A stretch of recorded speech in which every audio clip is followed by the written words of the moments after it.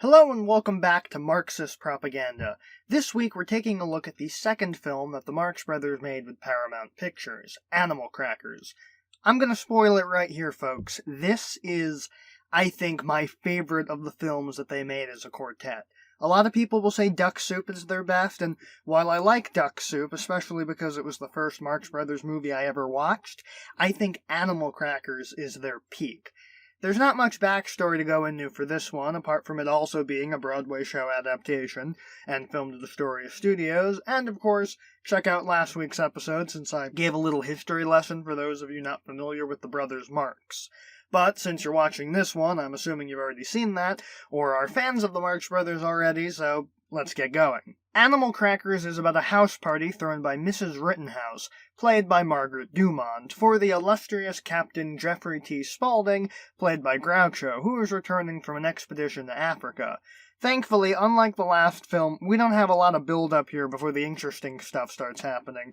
And right at the start we get a great song from the Butlers, led by Hives, played by Robert Grieg, who originated the role on Broadway and shows up again in a future Marx Brothers film. There's an honored guest tonight. He's one of those men who are being feted by the smart head. We'll see that he gets what he deserves.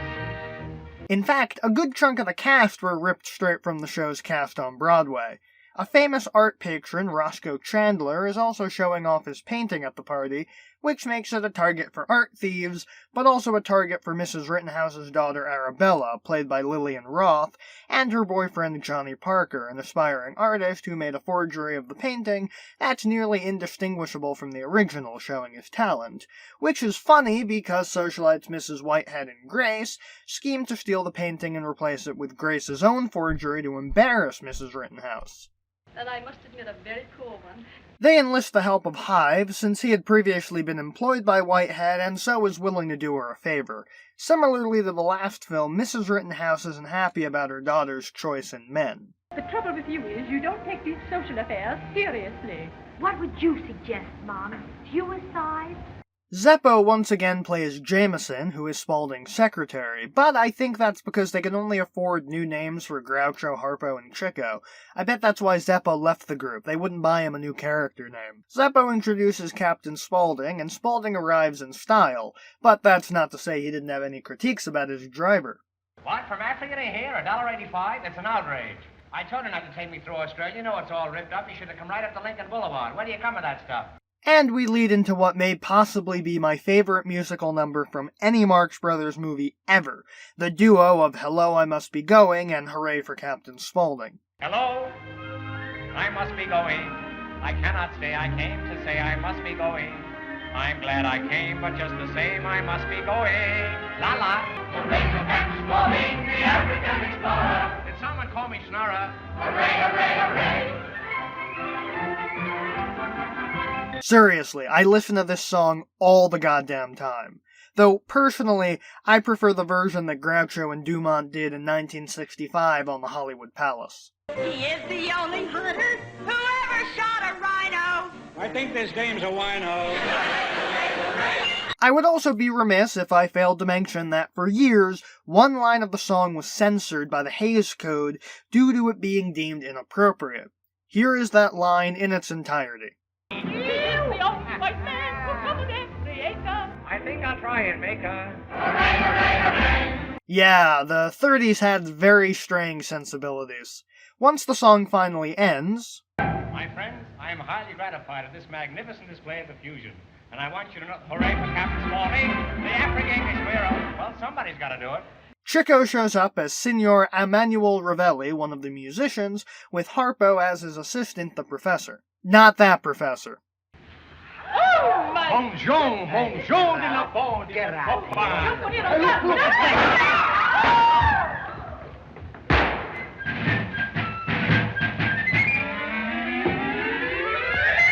After some more scenes of Groucho being Groucho, Ravelli meets with Chandler and realizes that he recognizes him from somewhere, not as Roscoe Chandler the art patron, but as... Maybe the fish peddler from Czechoslovakia. Ridiculous, I tell you. And it turns out that he really is that guy, so Chandler has to pay Ravelli and the professor off, so they won't blow his cover, and it has one of the funniest comedy bits I have ever seen. Ravelli is extorting Chandler, so he first offers $500 cash, and then after Ravelli demands more, he gives the professor a check for $5,000. See if you can tell me why this is so funny. It's a literal bounced check. Hysterical. There's also a good bit where someone, in this case Chandler, finally calls Chico out on his accent. How did you get to be Roscoe W. Chandler? Say, how did you get to be an Italian? Never mind, whose confession is this? The professor also shows off his thievery skills by stealing Chandler's handkerchief, his tie, and his birthmark. Spaulding and Chandler get to talking, featuring some really good gags. I'm Chan. I'm Spaulding. Spaulding? Could I look at a program a minute? I might be the News Weekly for all he knows, or coming next week. Is that so? Where you going? Uruguay. Well, you go Uruguay and I'll go mine. Arabella and John sneak in John's facsimile, and Arabella asks Ravelli to replace the painting with John's. Ravelli and the professor scheme to get some cash by playing cards with some of the rich folk, and end up playing with Mrs. Rittenhouse in a scene that really exemplifies how great of a straight woman Margaret Dumont was. I'd play anything. Poker, Oh, Signor Ravelli, pinochle. I want to speak to you about the music. Yeah, how do you do? What in Here's the the world's music, the yeah. matter with you? I thought it would be nice if... Go away from me. What is this? Now, that this game is over, how about playing some bridge? You play bridge? I play bridge a little. What do you play for? Oh, we just play for small stakes. And French fried potatoes? They play a wildly rigged game of bridge with some more great gags. The dummy leads. I'm not the dummy. Well, you could be. And it starts to rain, and Ravelli and the professor sneak in to swap the painting, which leads into one of the more well-known bits from the film. Where's the flesh? Room for the faccia, no flesh. Yeah, that's flesh. That's the fish. And no one's the fish. No fish. Flesh. Where the flesh? That's a flush. What I gonna do with the flush? A flesh. No flitz. That's a flitz. What I gonna do? Hey, flitz. Yeah, room. That's a, what do you call a flutes? All you got is a fish and a flutes and a flitz and a flutes and a flitz and a flutes and a flitz and a flutes and a flitz. Stop this. Yes, when everything is dark and you want to make them alive. Yeah, that's a place. That's a place. The lights get knocked out, and Mrs. Rittenhouse and Captain Spaulding walk in, where allegedly, although I can't tell because it's dark, Zeppo stepped in to play Captain Spaulding. Given that the brothers look and sort of sound alike, and the fact that Spaulding doesn't quite sound like Groucho here, I believe the story. Anybody over there? I don't see anybody. There you are. If there was anybody over there, we'd see him, wouldn't I? Back out at the party, Captain Spaulding regales the guests with some stories of Africa, and while I wish I could just play you the entire sequence because it's comedy gold, I'll just give you my favorites. We had once proceeded 300 miles into the heart of the jungle, where I shot a polar bear. This bear was 6'7" in his stocking feet and had shoes on. Pardon me, just a I am- moment, Captain, just a moment. I always thought that polar bears lived in the frozen north. Oh, you did? Well, this bear was anemic, and he couldn't stand the cold climate. One morning, I was sitting in front of the cabin, smoking some meat, when... Smoking some meat? Yes, there wasn't a cigar store in the neighborhood. Of course, you all know what a moose is. That's big game. The first day, I shot 2 bucks. That was the biggest game we had. One morning, I shot an elephant in my pajamas. How he got in my pajamas, I don't know. As I say, we tried to remove the tusks, but they were embedded in so firmly that we couldn't budge them. Of course, in Alabama, the Tuscaloosa. But that's entirely irrelevant to what I was talking about. We took some pictures of the native girls, but they weren't developed. But we're going back again in a couple of weeks. A and very we'll show... enlightening speech, Captain. And during my rewatch, I found myself laughing hysterically at the next joke courtesy of Chandler and the professor. 3 cheers for Captain Spaulding. Oh, really, 3 cheers. No one asked for the chairs. Put them right where you found them. Now Go go on, down. go on with your chairs. Get up.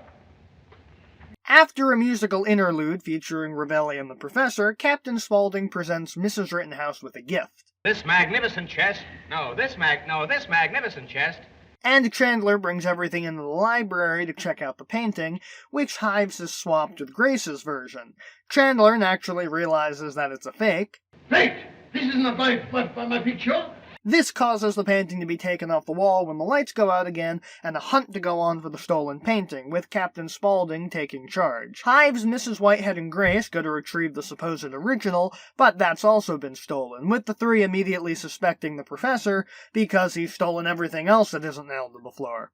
Arabella and John go off to discuss the painting, and how fortunate it was that an imitation was stolen instead of the original, leading into a musical number. Tell me, dear, why am I so romantic? When you're near, why am I so romantic? This is my favorite song from any Marx Brothers movie that doesn't feature Groucho singing. Do you remember how I said in the Coconuts that none of the songs were worth writing home about? That's because I was comparing them to this song. This is my benchmark for quality music, and nothing in that film compares to this. The lovers go off alone together, and Harpo gets in his harp practice before we get back to the matters at hand. Also, I want to say that while I didn't like the musical numbers in the last film, I meant the singing stuff, not Chico and Harpo's instrumental pieces. Those were great, as they are in this film.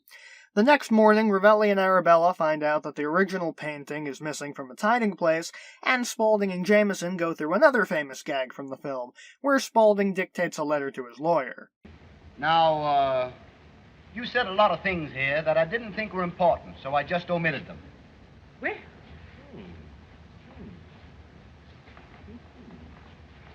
oh, Captain! Good gracious! Oh, my. So, you've just omitted them, eh? You've just omitted the body of the letter, that's all. The police arrive to investigate the missing painting, while Mrs. Whitehead and Hives find the professor sleeping in the yard, using the painting as a blanket, getting annoyed by chirping birds. Whitehead and Hives intend to drug the professor while distracting him, and they do so and steal the paintings from him. John finds Grace's painting on the terrace, and it makes them realize that there is a bit more afoot than they thought. The professor overhears and steals the painting back, while Arabella explains the situation to Captain Spaulding. Spaulding finds a red hair on John's jacket and sends the police onto the professor's trail. But the professor's already one step ahead and passes by dressed as a cop, dropping a painting. But Spaulding finds something far more valuable: the fourth wall. Well, all the jokes can't be good. You've got to expect that once in a while. That's a good rule of thumb whenever you watch my videos, too. They bring Ravelli into the case, and we get the classic wordplay scene. You know, I could rent you out as a decoy for duck hunters. You say you're going to go to everybody in the house and ask them if they took the painting. Suppose nobody in the house took the painting. Go to the house next door. Say, maybe that's the painting down in the cellar. That's no cellar, that's the roof. That's the roof down there? Yeah, you see, we keep the roof in the basement, so when the rain comes, the chimney don't get wet. This painting cap is a disappear. And yes, it disappear. And you know what make it disappear? You'll never guess, Cap. What do you think will make this painting disappear, huh? Moths. Moths eat it. Left-handed moths. Left-handed moths ate the painting. You know, I'd buy you a parachute if I thought it wouldn't open. I say we'll go to court and we'll get rid of habeas corpus. Yeah, it's a corpus. It's a corpus. Didn't you ever see a habeas corpus? No, but I see habeas Irish rose. Hey, the film comes to a climax with the police locating the painting, while the professor finds Hives' chloroform and fills up his flit canister with it. They bring in John and interrogate him, but before they can haul him off, the four Marxes arrive, and everyone Spartacuses in John's defense, a far cry from what Bob Adams got in the last film, and eventually the professor confesses and pulls out John's painting, which Chandler instantly believes to be the original, thus showing John's skill. Then the professor pulls out the true article, and Chandler commissions John to do a portrait of him, so a happy ending is had for the lovers. The officer wants to bring the professor into the station, but Spaulding talks him out of it. Instead, the cop gives the professor some words of warning to deter him from a life of crime, as all the silverware that the professor stole falls out of his coat. Don't you know your poor old mother sits there?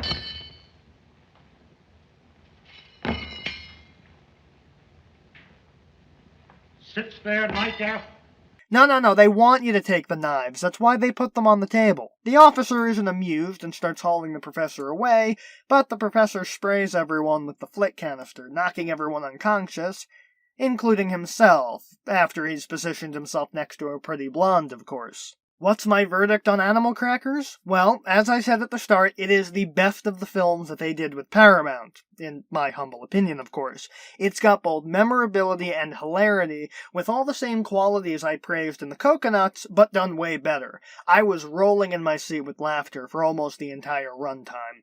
I give Animal Crackers 5 out of 5 Marxes. I think this is one of their top outings, and it's always an enjoyable watch. The Marxes are in top form, and Margaret Dumont excels here, and has a lot more material than she had in the previous film. Groucho liked to tell a story that she didn't understand the jokes, just like her characters, but knowing Groucho, that was probably a lie, because no one can be that good of a straight man on accident. Another aspect of the film I love is that, unlike a lot of their other films, Lillian Roth is just so likable as Arabella, and far more, animated and sarcastic than a lot of the other young lovers are, who are usually flat and boring to me. And as a result, I care far more about her getting together with John than I do with a lot of them. At the very least, I care more than I did about Polly and Bob. Throw in the awesome rendition of Why Am I So Romantic, and you've got a brilliant outing from Roth. Speaking of, the songs are top-notch. We get not only the excellent Hello, I Must Be Going and Hooray for Captain Spaulding, but also Lillian Roth and Hal Thompson's great duet, Why Am I So Romantic, which I absolutely love, as I said. I have all 3 of those songs on my personal playlist because they're awesome songs. And despite the Coconuts having a bunch of great gags I had forgotten, Animal Crackers has a bunch of great gags that I remembered, and a bunch that I'd forgotten and laughed heartily at, which automatically makes it better. Next time, it's a bit of a double feature, since we'll be talking about a short that the Marx Brothers did to promote their next film, in addition to that film that they were promoting.